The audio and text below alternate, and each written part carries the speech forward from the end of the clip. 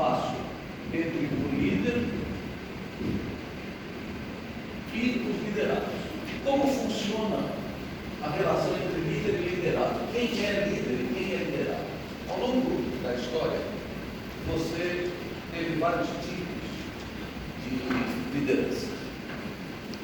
Nas sociedades mais primitivas, por assim dizer, a liderança é uma questão de força. O mais forte manda mais rápido. Se você for em outro lugar, é uma questão de posse.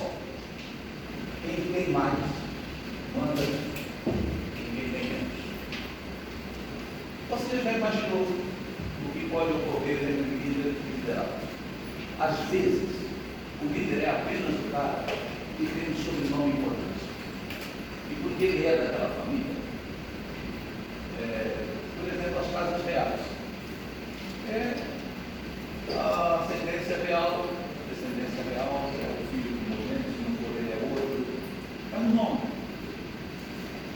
No mundo industrial, realmente, quem tinha mais dinheiro mandava mais.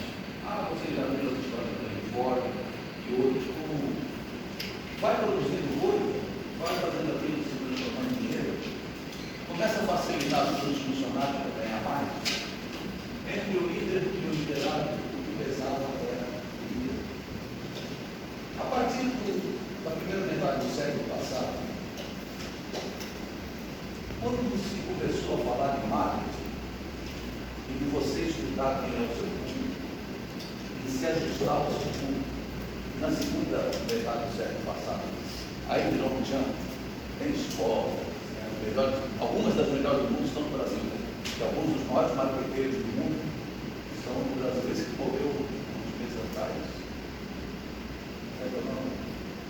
Bom, era o cara que criava as coisas, era o cara que criou aquela, não é uma transparente, o cara que criou aquele rapaz com brilho, essas ideias de você descobrir quem é o seu público, o que ele gosta, e você ajustar o seu produto ou a sua ação àquele público. Nesse momento, a liderança sai do líder e vai para o liderado. Quem é que comanda o tênis que você vai fazer? O tênis que a molecada gostar. Porque eu posso fazer o melhor do mundo, se ninguém nada não gostar, não vai usar. Então você começa a conferir quem é seu público e ajustar a sua liderança a ele. E é por isso que os pais sofrem um monte com adolescentes, porque o pé do adolescente cresce muito rápido, né? E o gosto muda. E quando o pai, às vezes, pobre, consegue montar uma graninha para comprar aquele tênis que o filho queria, o gosto já muda. O tamanho do pé já não cabe mais. É comum você ter uma casa de pobre tem um monte de tênis diferentes, né? O gosto mudou. Quem estava mandando era o gosto do liderado. Isso aqui no mundo da política não mudou. Eu não gosto de falar de política e não entendo muito, mas assiste. Eles buscam descobrir o que a gente quer para fazer a gente acreditar. E é isso que eles vão fazer. Tem um historiador inglês explicando a vitória de alguns políticos do mundo. Ele diz que duas coisas definiam a vitória do político diante do eleitorado. A certeza de que ele está falando o que pensa e a certeza de que ele produzirá mudanças. Porque ninguém está satisfeito com a situação que está. Então, se aparece um político que parece que fala o que pensa, mas não está colar, e vai ganhar votos. E se parece que ele vai produzir mudanças, como não estou satisfeito com a situação que eu vejo, ele vai ganhar votos. Por causa disso, pensando aqui, o cara muda o que ele fala, muda o que ele crê, para ganhar votos. Eu não recomendo nenhum de vocês façam isso. O mundo precisa de pessoas de caráter. Uma das coisas mais bonitas dessa fase da vida em que você está é a sua autenticidade. Você é uma pessoa autêntica, você costuma falar o que pensa. Fala com jeitinho, não você se perde. Mas fala o que pensa o que fala, é autêntico, às vezes tem que enfrentar o pai, a mãe, o professor, faça com jeitinho. Mas não perca essa virtude ao longo da vida, porque o que você mais abomina nos mais velhos, que nem eu, é a hipocrisia, a falsidade. Sabe, a pessoa fala uma coisa e faz outra, disse para você um negócio, combinou, fez o contrário. Continue como você é, autêntico, sincero, mas não corra o risco de se tornar um líder só porque você tem um bom nome, ou tem um bom nome, você tem uma boa história. Nem se torna um líder só porque você conhece os liderados e sabe o que fazer para agradá-los. Depois dessa fase aqui, começou a se tornar um problema o líder se guiar só pelos liderados. Sabe por quê? Porque quando você descobrir qual é o carro que o mercado quer, você não produz esse carro semana que vem. Você tem uma estrutura imensa de fábrica para construir, para fabricar peças, para um engenheiro descobrir uma aerodinâmica que produza mais economia e segurança. Você vai conseguir fazer aquele carro daqui um ano ou dois.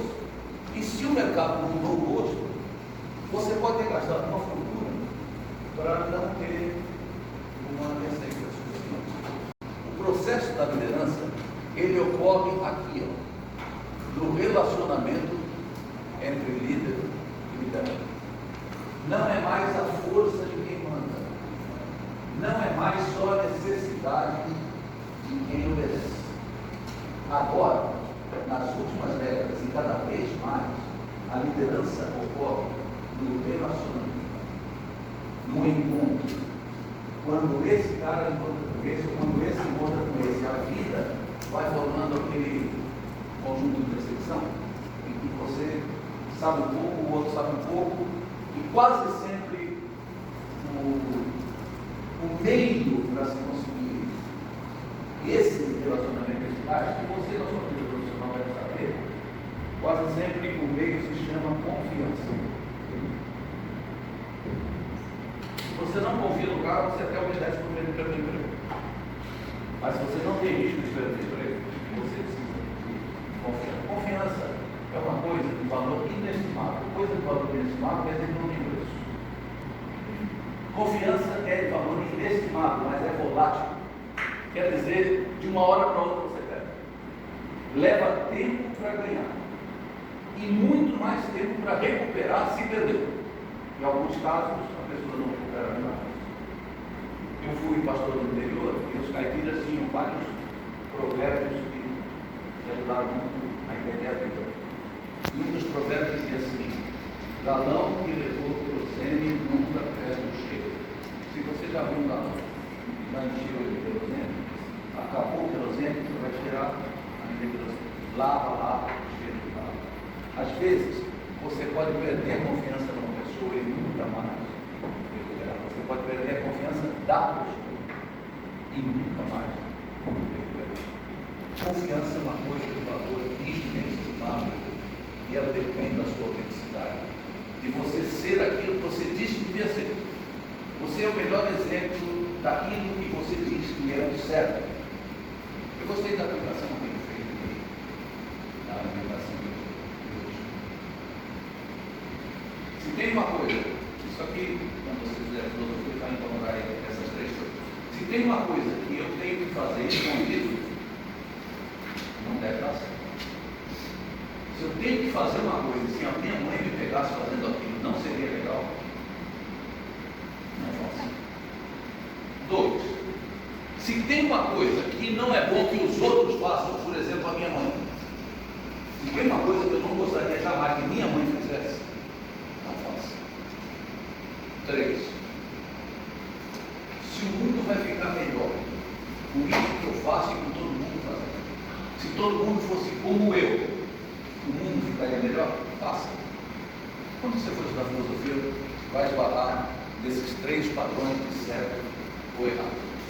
Mas, se a liderança ocorre no espaço intermediário, e se a liderança ocorre com confiança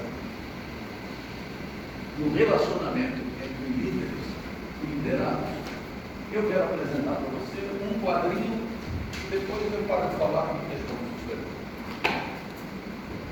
Você já ouviu falar sobre o que são recursos? Quase sempre, quando se fala em recursos, se fala em dinheiro. Ou recursos da cabeça. Não, não é só isso. Isso é também. Dinheiro é recurso. E cabeça é recurso, pode. Mas há outras coisas que são recursos pessoais. Diga, por exemplo. Comunicação? Como? Comunicação? Comunicação, sim. A pessoa que fala com facilidade. A minha esposa, a irmã dele, é uma das pessoas que você é capaz de se apaixonar por ela na primeira meia hora. Eu me apaixonei e levei ela, ninguém pega mais.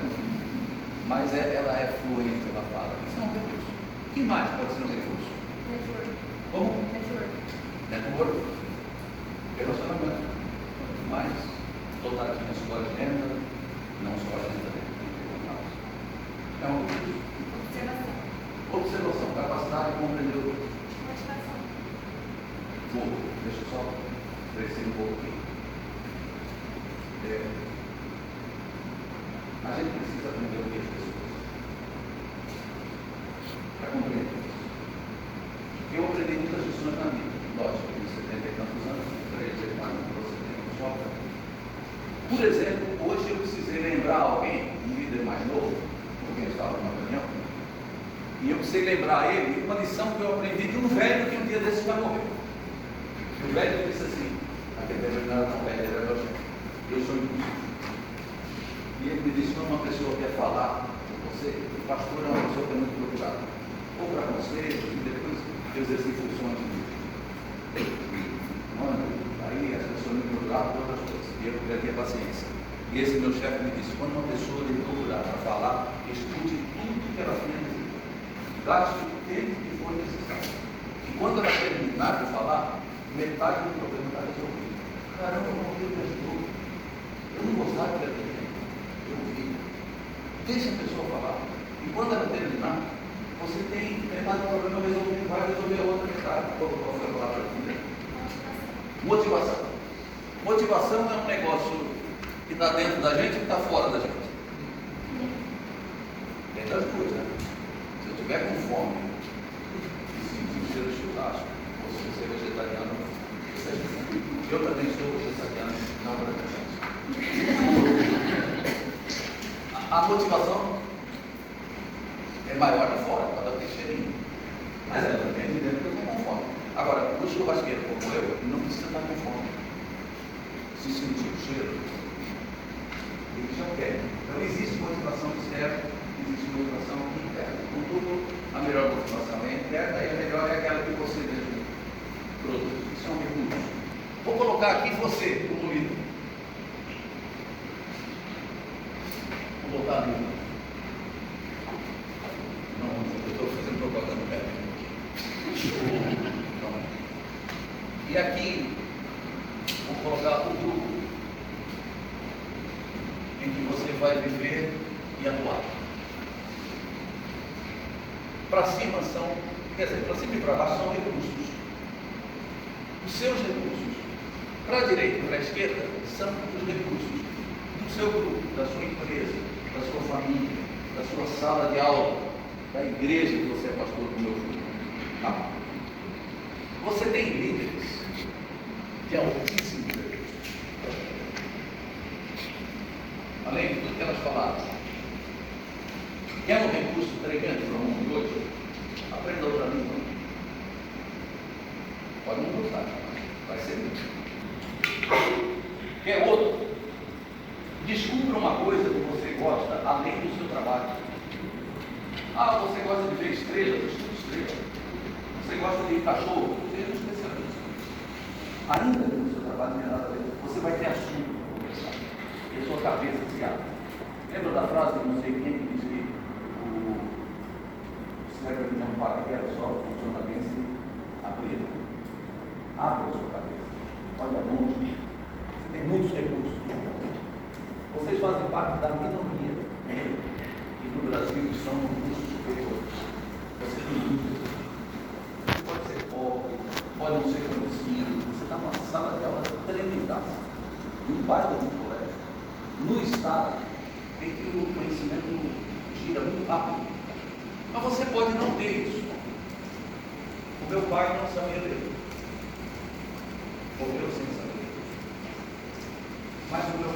continuava a estudar. Nunca me pediu para eu trabalhar para ajudar, mas eu trabalhava. Eu fui menino jornaleiro. Você pode ser alguém que tem poucos recursos, porque a vida não fez assim. O ambiente em que você vive, o grupo em que você está, pode ser um grupo de altos recursos. Você pode trabalhar numa empresa rica, ou ser pastor em uma igreja. Você pode estar num grupo de muitos recursos, de gente rica, de gente de recursos. Você pode estar num grupo de gente carente. É a vida que fez. Isso não culpa as pessoas. Hoje em dia tem a tendência de culpar a gente, né? Ou a tendência, eu posso vir, é pior, de se fazer de vítima. Não se faça de vítima, não entendendo de você mesmo. Sabe, se a vida foi dura com você, dizendo, levanta esse negócio, tenta alguma coisa. Mas o certo é que há pessoas com poucos recursos e há grupos com poucos recursos. Se a liderança ocorre no espaço de relacionamento, agora você está vendo. E você pode ser um líder de muitos recursos, num grupo de muitos recursos. Como você vive aqui? Como você opera a sua liderança? Você pode ser uma pessoa de muitos recursos, de muita cabeça, e a vida te colocou para liderar um grupo de pessoas menos afortunadas que você. Desvalidos, carentes, sei lá. Você pode também estar num grupo de muitos recursos e você não ter tantos recursos. Você foi nomeado para aquele cargo ou ao longo da sua vida havia um plano de carreira. E você foi subindo no plano de carreira. Daqui a pouco você está mandando. E tem gente em quem você manda que está mais preparado que você. Ou você já se viu em alguma circunstância que a pessoa que mandava em você, você sabia mais que ela. Pode ser. Pode ser. E o líder sabia muito. Você sabia pouco. Ou pode ser que você sabia muito e o líder sabia pouco. Se a liderança ocorre no relacionamento, que tipo de líder você será? Estou dizendo para você, falei no começo, você é você, mas a sua circunstância está aqui. Você não será o mesmo se for colocado aqui, como você seria se fosse colocado aqui.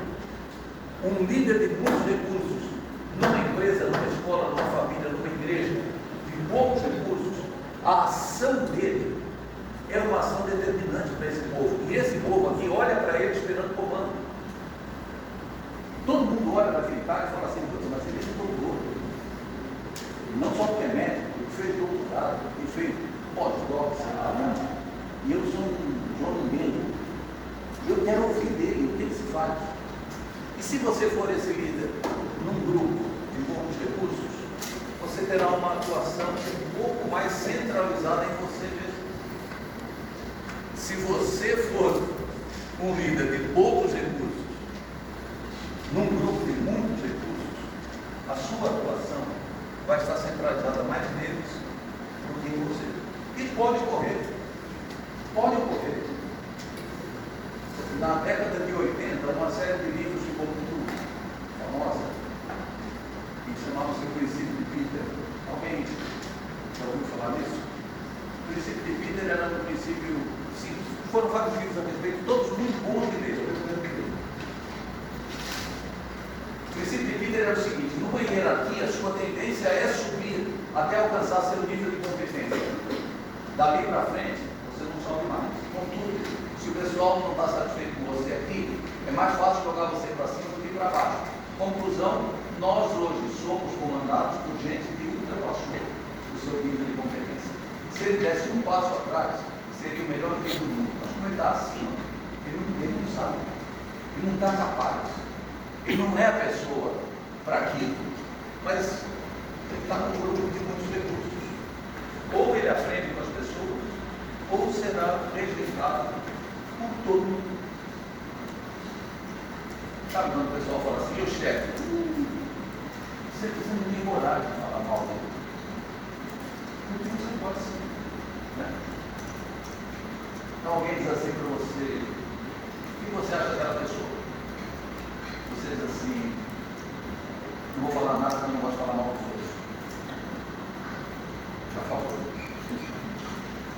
A louça, quando o cara chega, o ambiente fica mais legal. Ou quando o cara chega, todo mundo cala a boca e fala mais nada. É possível você viver um grupo com muitos recursos, sendo liderado por alguém pouco. Em qualquer um desses campos, a confiança é essencial. A confiança de quem em quem? Aqui, ela é partilhada. O líder é bom, o grupo é bom. Ele não comanda, ele lidera mesmo. Ele se ajusta aqui e esse povo se ajusta aqui. Nesse espaço aqui, a confiança é essencial. Só que o comando dele é necessário. Porque esse pessoal não tem iniciativa. Ele não tem condições de operar a sua iniciativa. Se você tem um líder que não é muito capaz, num grupo muito capaz, a confiança continua sendo necessária. Se não houver confiança, ele vai ser tirado. Se for você, essa pessoa perdeu. Pode haver gente mais simples do que você. Pode haver gente com menos recursos do que você. Mas que transmite uma tal confiança que você aceita a confiança dele. Sabe, quando você encontra um velhão que parece que tem uma sabedoria, você não está querido, meu, sabe, mas num momento ou outro da vida, eu morava nos Estados Unidos e veio uma proposta de eu vir para cá, para quem? Não acha? Em Massachusetts, o dia que eu saí de lá estava 20 graus abaixo de zero, eu cheguei aqui, estava 40, assim, eu saí do freezer para o micro-ondas. Mas eu pensei em falar com meu pai que tinha proposta de voltar. Eu estava lá por um ano e meio. Não tinha visto mais o pai. Então eu liguei para o pai. O meu pai é analfabeto. E eu pensei, ele vai ouvir a fofoca e foi voltar. Eu liguei, pai, benção, pai. Minha família benção, pai. Meu pai disse assim, tu está voltando? Os fofoqueiros já estão lá. Ei, pai, eu tenho uma proposta. Não sei se vou. E ele me disse assim, se for um por um, tu fica, se for dois por um, tu volta. Mas onde é que meu pai tirou essa sabedoria?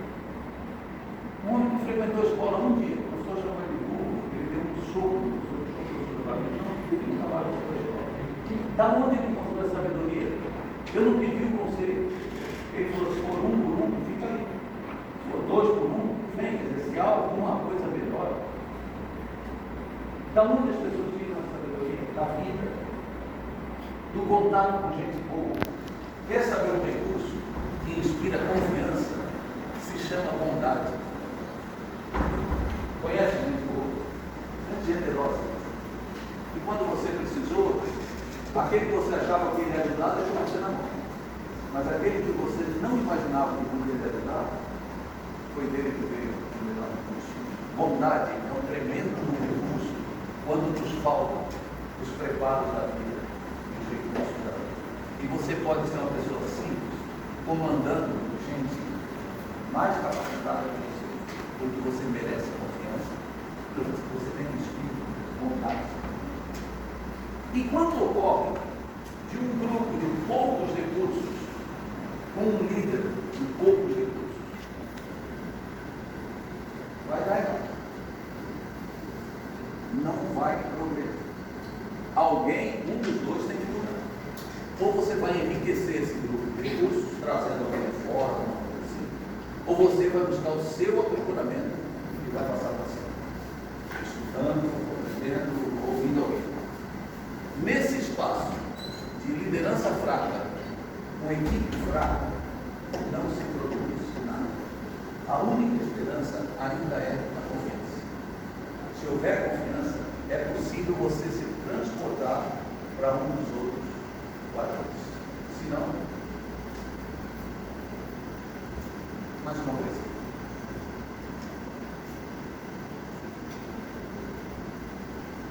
Esse aqui é uma janela.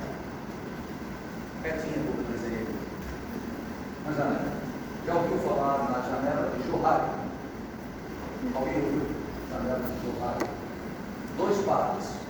Um chamava John, o outro padre. Eles colaram a janela de Johari. Tem livros em português sobre isso. Isso aqui é uma janela através da qual você se vê. Não é uma janela para fora. É uma janela para dentro. Aqui estão as coisas que eu sei a meu respeito. E aqui estão as coisas que eu não sei a meu respeito. Aqui estão as coisas que os outros sabem a meu respeito. E aqui estão as coisas que os outros não sabem. Tem coisas que eu sei a meu respeito e que todo mundo sabe.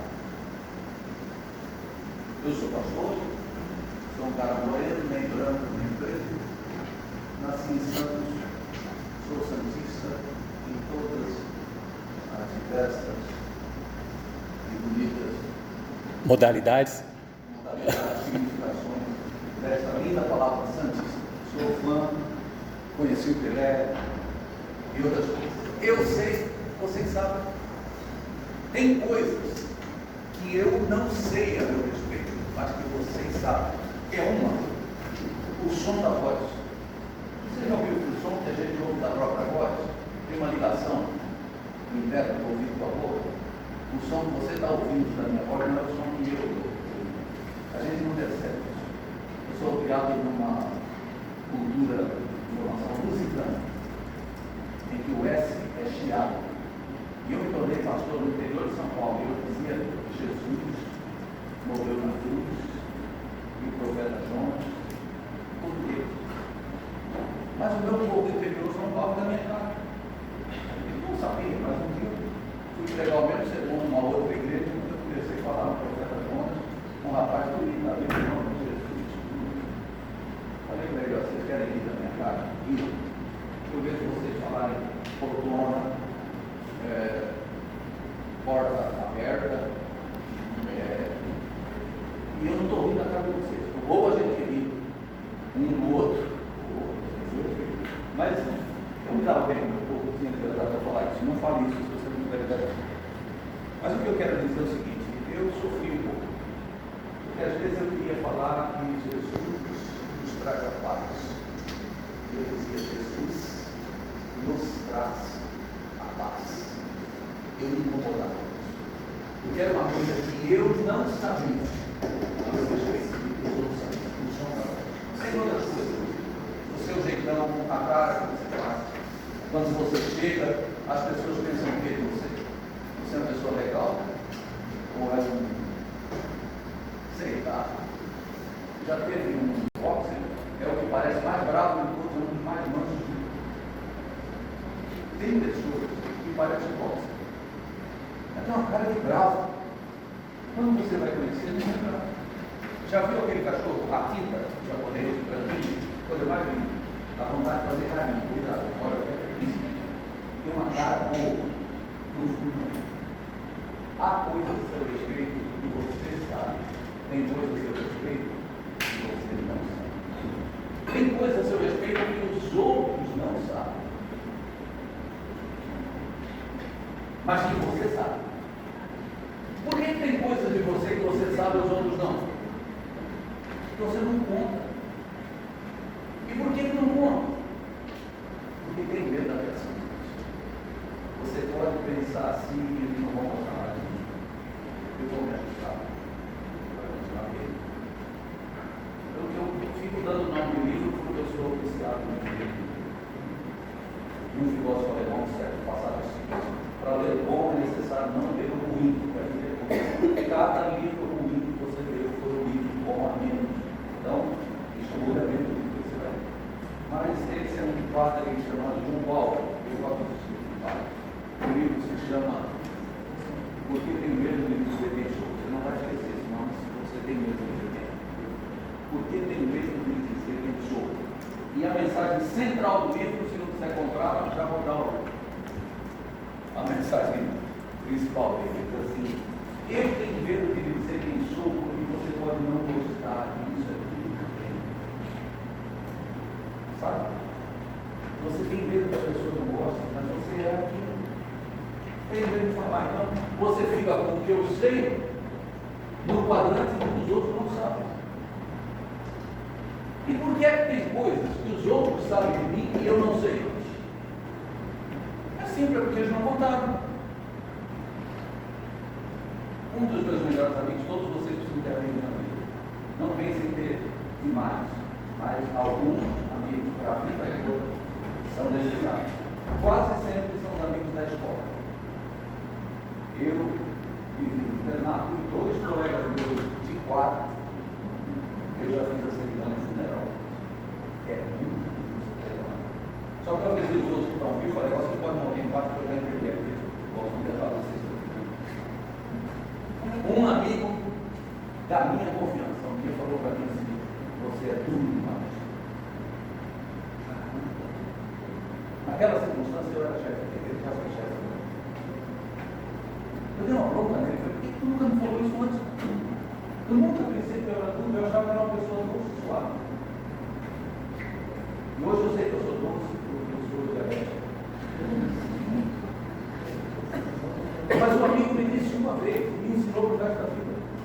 Por que ele não me disse antes? Porque ele tinha medo da minha reação. Por que as pessoas não me contam quem você é? Porque eles têm medo de como você é. Eles sabem encarar a realidade, saber se olhar no espelho. De vez em quando tem que ir num psicólogo. Sabe o que é um psicólogo? Você vai ter um monte de definições do psicólogo. A que eu prefiro é o psicólogo é um espelho plano. Porque o espelho convexo, ou lá, ele muda a sua aparência. Né? Você no espelho parece que você está mais gordinho, mais magrinho. O psicólogo é um espelho plano, que mostra quem você é. Não é porque ele é melhor que você. Tem ferramentas para você se conhecer. É importante você saber quem é. E é importante você ter a coragem de viver com quem você é. E se tem um negócio errado lá, tenta mudar. Ninguém vive a vida inteira sem mudanças. O filósofo da Grécia disse que ninguém atravessa o mesmo rio 2 vezes. Pode atravessar até a mesma ponte, mas a água é outra. Você não é o mesmo a vida toda. Tem gente que diz assim, não, comigo só pronto uma vez só, comigo não. Eu não mudo, muda. E um pregador, um inglês chamado Spurgeon, eu falei que eu falei em inglês como se escreve, Spurgeon, ele disse assim, presta atenção. Para mim foi tão importante que eu decorei, mas a frase é verdade. Ele disse assim, aqueles que nos julgam bem estão provavelmente tão enganados quanto aqueles que nos julgam mal. E a opinião deles só serve como contrapeso à opinião do outro, se é que a gente tem que levar em conta a opinião de Deus. Caramba! Quem me julga bem está enganado, e quem me julga mal está enganado. É um peso e contrapeso numa balança, se é que eu quero levar em conta a opinião dos outros. Mas ter a segurança de ser quem você é. E nunca dizer eu não mudo, e está bom. Mas não muda, a sua coleção. Diz assim, o tempo pode não mudar as coisas, mas o tempo muda a maneira como a gente vê as coisas, e nesse tempo a gente ficou melhor. Demorou? Vou dizer de novo. O tempo pode não mudar as coisas, mas o tempo muda a maneira como a gente vê as coisas. Se nesse tempo a gente ficou melhor. Então, bom é eu viver num ambiente que eu sei quem sou e que os outros sabem também. E eu posso produzir melhor na minha liderança.